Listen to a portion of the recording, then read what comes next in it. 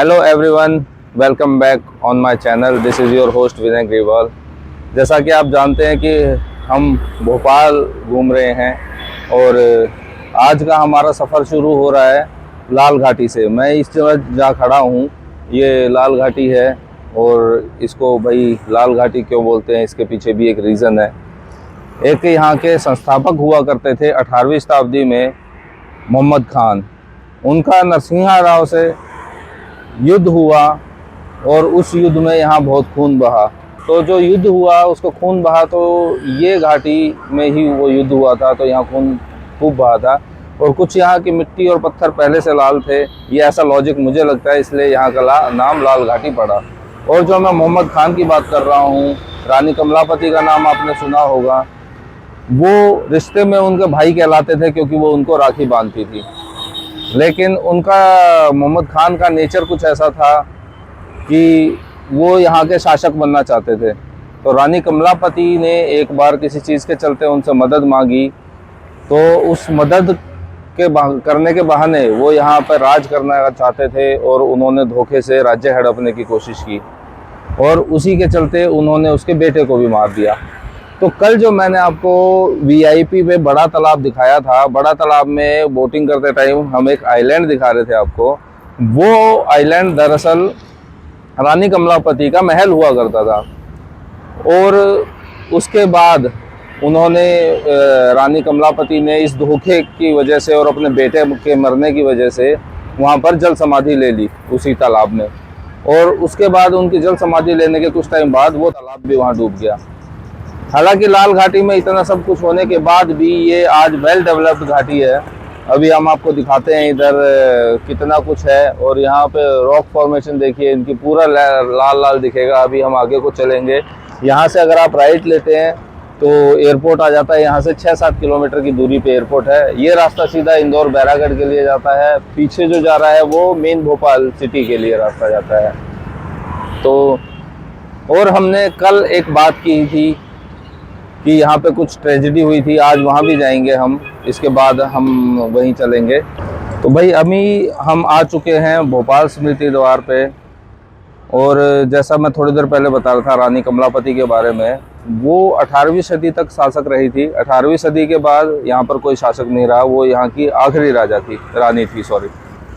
और ये जो द्वार है ये आप देख रहे हैं, जब अंग्रेज़ों से भारत आज़ाद हुआ तो भोपाल को जो आज़ादी मिली वो करीब करीब मेन आज़ादी के 2 साल बाद मिली थी, क्योंकि अंग्रेज सब जगह से एक बार में नहीं निकल गए थे, कुछ जगह रह गई थी।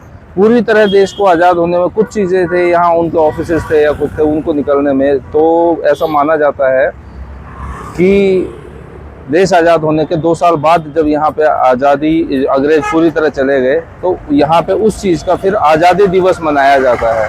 तो उस आज़ादी दिवस के यादगार में ये स्मृति द्वार बनाया गया। अभी मैं जहाँ खड़ा हूँ इस जगह का नाम है ताजुल मस्जिद। ये इंडिया की सबसे बड़ी मस्जिद है और एशिया की सेकंड लार्जेस्ट मस्जिद है। ध्यान से सुनना, लार्जेस्ट बोल रहा हूँ, बिगेस्ट नहीं बोल रहा, क्योंकि बिगेस्ट है दिल्ली की जामा मस्जिद, ये लार्जेस्ट मस्जिद है। इस मस्जिद को बनने में करीब करीब 100 साल लगे थे और 1871 में इसका काम शुरू हुआ था। शाहजहाँ बेगम ने इनका काम शुरू करा था और काम इसका उसके मरने से बीच में रुक गया था। फिर बाद में उसकी बेटी ने इसका काम पूरा कराया और 1971 में इसका काम बन के पूरा हुआ। ये एशिया की सेकंड लार्जेस्ट बड़ी मस्जिद है और इसमें बीच में पूरा काफ़ी बड़ा ग्राउंड है। और इधर जैसे आप देख पा रहे हैं खिड़कियाँ वगैरह, ये इसका स्कूल है, मतलब कि यहाँ मदरसे में जैसे क्लासरूम्स होते हैं ना, वैसे ये क्लासरूम्स हैं सारे।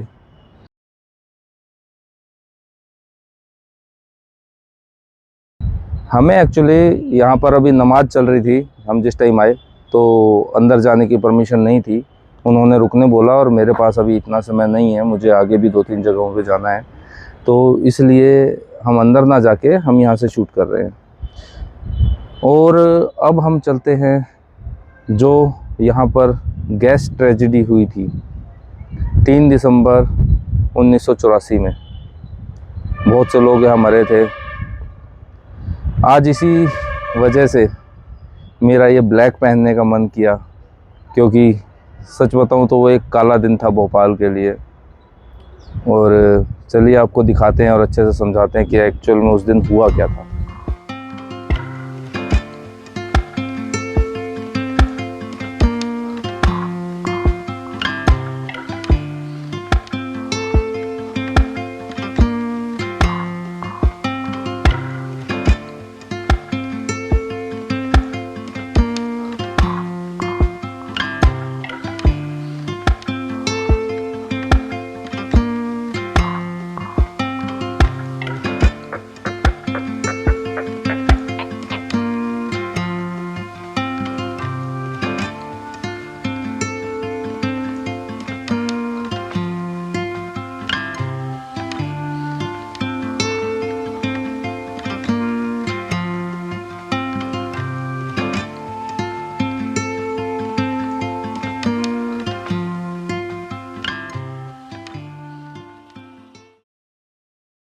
अभी हम पहुंच गए हैं यूनियन कार्बाइड, जो कि यहाँ पे ये एक अंग्रेज़ों की फैक्ट्री हुआ करती थी। काफ़ी पुरानी फैक्ट्री थी, लेकिन काफ़ी चीज़ों के लॉसेस के चलते, क्योंकि नई नई टेक्नोलॉजी उस टाइम फार्मिंग की आ गई थी और ये चीज़ फार्मिंग से, ये फैक्ट्री फार्मिंग से रिलेटेड दवाइयाँ बनाया करती थी।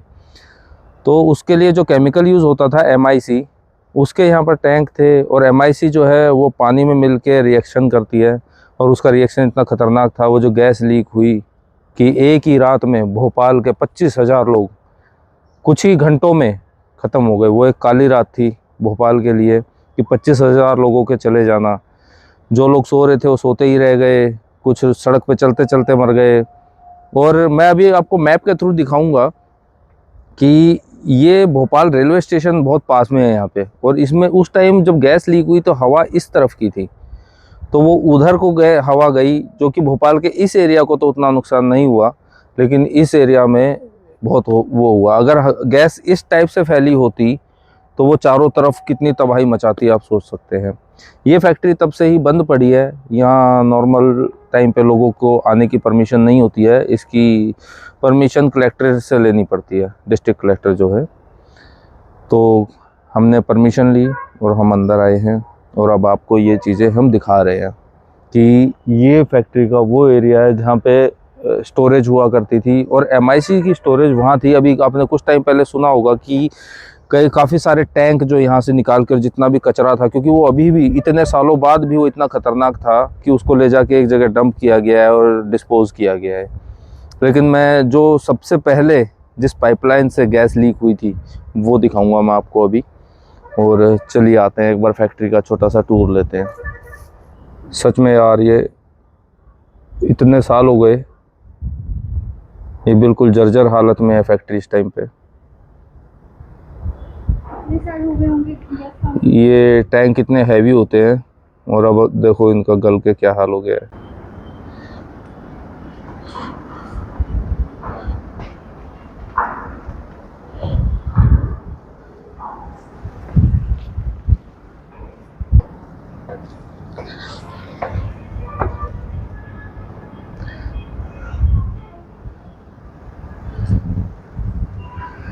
तीन दिसंबर 1984 की वो रात थी जब ये हादसा हुआ था। इतनी रात में लोगों को समझ नहीं आया कि वो कहाँ जाएं कहाँ नहीं। और आपको शायद याद हो कि 31 अक्टूबर 1984 में इंदिरा गांधी की हत्या हुई थी, और उसके बाद पूरे देश में क्या हालात थे, दंगों के हालात थे। अच्छा खासा कर्फ्यू लगा रहता था जगह जगह पे, और उस टाइम पे ये कांड हुआ। 31 अक्टूबर को वो इंदिरा गांधी की हत्या हुई और 3 दिसंबर को ये हुआ। तो जस्ट एक महीना और कुछ दिन बाद ही ये चीज़ें हुई, और लोग किसी से मदद भी नहीं मांग पाए क्योंकि चारों तरफ कर्फ्यू लगा हुआ था। और आज ये हालात है। ये देखो कितनी बड़ी बड़ी मोटरें लगी हुई हैं। आओ ऊपर को दिखाते हैं एक बार।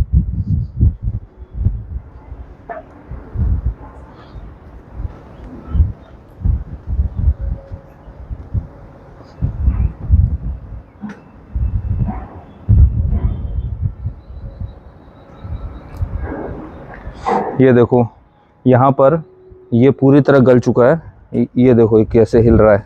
कोई अगर गलती से यहाँ चला जाए तो मुझे लगता है कि और ज़्यादा दिन नहीं लगेंगे कि ये पूरी तरह ख़त्म हो जाएगा। ये मशीनें लगी हुई है कितनी बड़ी बड़ी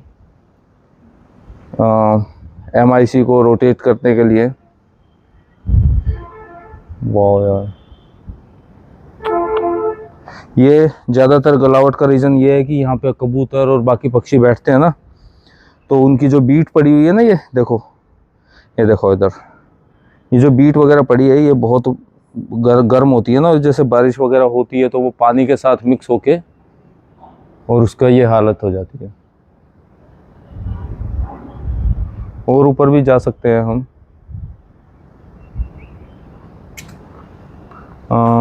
वो ज़्यादा पीछे मत जाना, खतरा है। और ऊपर जाने के लिए ये वाली इस टाइप की सीढ़ियाँ हैं, नॉर्मल तो नहीं है ये।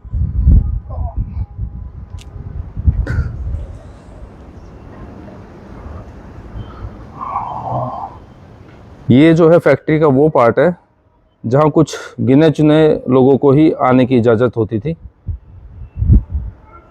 क्योंकि इसका काम बहुत रेयर ही पड़ता था। अभी तो यहाँ से काफ़ी सारी जालियाँ वगैरह भी मिसिंग है। मुझे लगता है कुछ लोगों ने यहाँ पे कुछ हरकतें की होंगी, इसीलिए अब यहाँ परमिशन लगती है आने के लिए।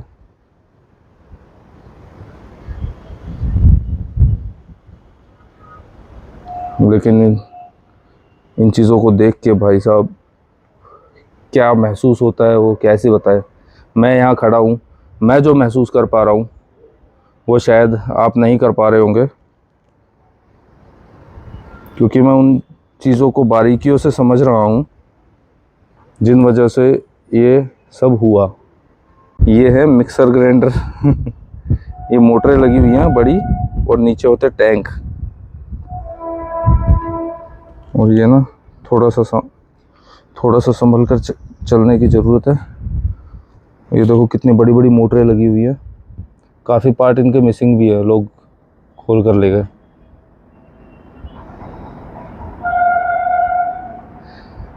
हालांकि इसी के अपोजिट यहाँ पे गैस मेमोरियल भी है,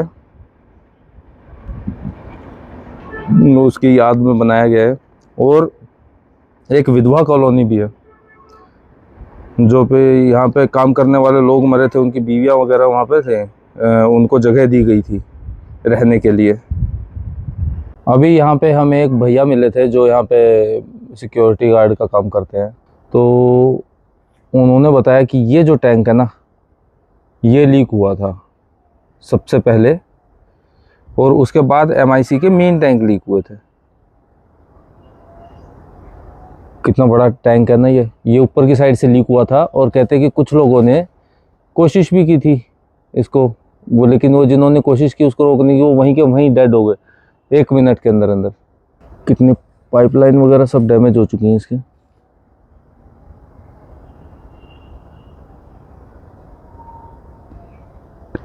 ये देखो, मैं अभी आपको मैप में दिखाता हूँ, दिखा रहा है?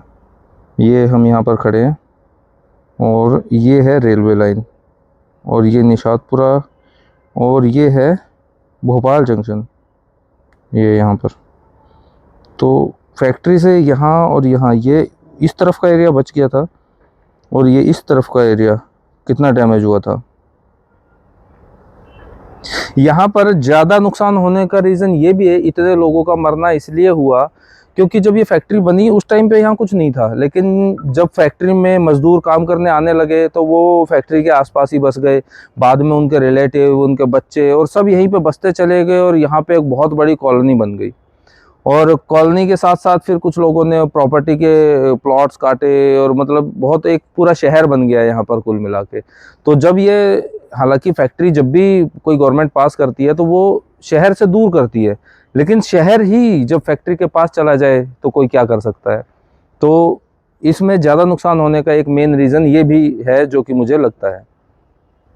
सच में यार यकीन सा नहीं होता देख के कि एक इतनी बड़ी प्रॉपर्टी, और ये फैक्ट्री का हम जो है ना 20% हिस्सा भी नहीं घूमे। ये वो हिस्सा है जो जहाँ मेन सबसे ज़्यादा डैमेज हुआ था। ये जो मैं आपको टैंक दिखा रहा हूँ और ऊपर जो चिमनी दिखा रहा था ना अभी, इस चिमनी में से ही जो धुआं निकलता हुआ दिखाया गया था, सबसे ज़्यादा लीक ये यहीं से हुआ था, जो कि सब चारों तरफ, क्योंकि चिमनी ऊंची है तो गैस को फैलने में ज़्यादा टाइम नहीं लगा। अगर इसके बारे में आप अच्छे से ज़्यादा डिटेल जानना चाहते हैं तो एक ना नेटफ्लिक्स पे सीरीज़ आई है, अभी कुछ दिन पहले ही एक सीरीज़ आई है, द रेलवे मैन। वो अगर आप सीरीज़ देखते हैं तो उसमें आपको बहुत अच्छे से पता लगेगा कि यहाँ पे क्या है, फैक्ट्री का अच्छा स्ट्रक्चर और अच्छा रूप दिखाया गया उसमें। हम काफ़ी कम हिस्सा घूम पाए क्योंकि ज़्यादातर हिस्से में ना पूरा जंगल खड़ा हो चुका है और अभी बरसातें होके रुकी हैं, तो झाड़ियाँ बहुत ज़्यादा हैं। अगर जैसे जनवरी फरवरी के टाइम पे आया जाए शायद, तो ये झाड़ियाँ अब जैसे सूखने लगी हैं, तो आपको चलने के लिए रास्ता दिख जाएगा और काफ़ी चीज़ें दिख जाएंगी। अभी बेलें चढ़ी हुई हैं सारे स्ट्रक्चर पे और झाड़ियाँ हैं, तो इतना ज़्यादा नहीं है, पर मेन जो मैं दिखा सकता था वो मैंने आपको दिखा दिया। तो अभी देखते हैं और आगे कहाँ जाएंगे। अभी तो आइटिनरी में कुछ है नहीं। कल का हमारा जो प्लान है वो हमारा ट्राइबल म्यूज़ियम का और एक दो जगह हैं उधर और है, उसका है। तो आज के लिए हम इस वीडियो को यहीं एंड करते हैं और आपको कल मिलते हैं। सी यू सून, बाय बाय।